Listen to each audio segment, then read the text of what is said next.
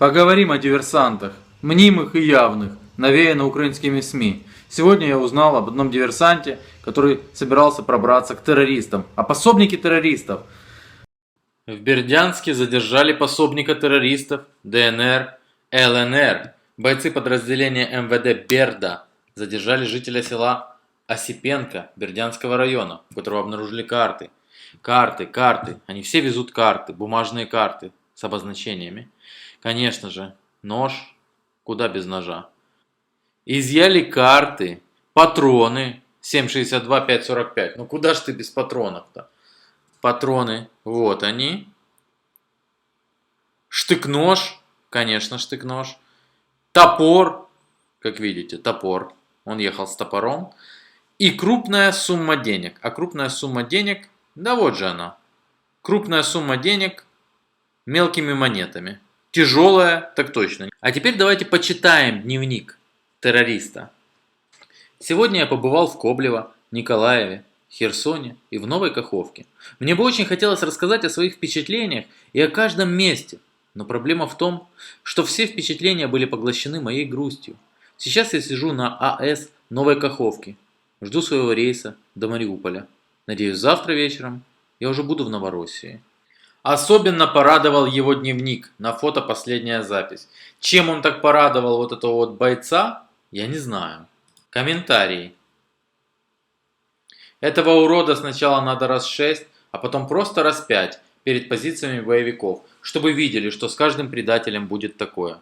Уроду оказалось 15 лет. Сейчас он в СБУ. Все. А теперь вернемся в историю. В 24 марта тогда сообщалось о том, что диверсионно-разведывательная группа, понятно, террористическая, обстреляла там в воинской части автомобиль РЛС, радиолокационную станцию. 24 марта на границе с Российской Федерацией в Меловом боевики обстреляли украинскую часть ПВО. Выстрел произвели из ручного противотанкового гранатомета по армейскому грузовику.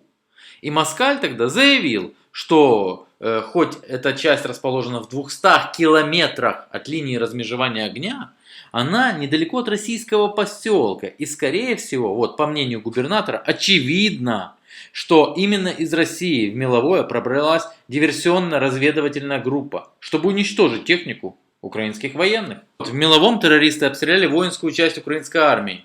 И никого не смутило, что воинская часть находится за 200 километров от фронта. Террористы обстреляли воинскую часть противовоздушной обороны в Меловом. Диверсанты проникли через границу с Российской Федерацией. Новое время. В Меловом диверсанты обстреляли. Вот даже для наглядности, видите, с георгиевскими ленточками, Новороссия. На Луганщине в 200 километрах от линии соприкосновения диверсионная группа обстреляла воинскую часть. Вот отличное заглавие на «Украинской правде». Диверсанты обстреляли воинскую часть противовоздушной обороны на Луганщине. Утверждение. Это были диверсанты. Всем понятно. Даже не поставили, что это прямая речь Москаля, к примеру. Все ясно. Диверсанты обстреляли. Вывод сделан. И тут, что называется, внезапно. Внезапно, но уже не так громко, как было 24 марта. Так вскользь информация прошла. Военных Украины арестовали за теракт в Луганской области. В Луганской области суд арестовал бла-бла-бла. Террористический акт совершили они в марте. Что же за террористический акт совершен был в марте? В конце марта на территории военной части произошел взрыв, в результате которого уничтожено имущество почти на 1,5 миллиона гривен. Досудебным расследованием установлено виновников преступления, которые являются военнослужащими вооруженных сил Украины. Вот так вот. Только что вы прослушали своего рода аудиорассказ о диверсантах реальных и мнимых. Со своей стороны хочу обратиться к подросткам, проживающим на территории Украины. Ребята, если вы читали книги, умеете красиво излагать свои мысли, не ведите литературных дневников, потому что ваши дневники могут настолько потрясти отдельных солдат и бойцов, которые находятся за много километров от фронта, что вас просто передадут в СБУ, присовокупив к вашим литературным дневникам топоры и даже пару мин. Все.